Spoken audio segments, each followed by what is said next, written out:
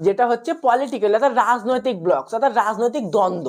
রাজনৈতিক ব্লক বেড়ে ওঠা মানে কি, ওই যে আমরা দেখি না এই নেতা ওকে আক্রমণ করছে, হ্যাঁ এইটাকে বলে ইন্টারন্যাশনাল পলিটিক্স অর্থাৎ দেশের দেশের যে রাজনীতি চলে, প্রতিটা দেশের সঙ্গে দেশের রাজনীতি চলে। এবার দেখো আমাদের দেশে কি বললাম, পুতিন এসেছে, যিনি রাশিয়ার প্রেসিডেন্ট। আর দেখো আমাদের দেশে যেমন প্রধানমন্ত্রী প্রাইম মিনিস্টার নরেন্দ্র মোদী, প্রেসিডেন্টকে দ্রৌপদী মুর্মু, ওনাদের কিন্তু শুধু প্রেসিডেন্ট হয়, অর্থাৎ নরেন্দ্র মোদীর পজিশনেই প্রেসিডেন্ট আছে। তাহলে কি পুতিন এখানে আসছে, এটা হচ্ছে একটা জিও পলিটিক্যাল ব্লকস, এইটাকেই পলিটিক্যাল ব্লকস বলা হচ্ছে। আর একটা দাদা কোল্ড ওয়ার। কোল্ড ওয়ারটা কি, ধরো তোমার বন্ধু তোমাকে বললো এক চড় মারবো, তুমি তাকে বললে তোমাকে এক এক লাথি মারবো। তোমার বন্ধু বললো এদের রাগাস না কিন্তু, এক্ষুনি মেরে ফাটিয়ে দেবো, তুমি কি বললে তোর মাথা ফাটিয়ে দেবো দেখবি। তোমার বন্ধু বললো এদের রাগাবি না, অ্যাটাম বোম মেরে দেবো। এবার দেখো তোমার বন্ধু তো অ্যাটাম বোম আনতে পারবে না।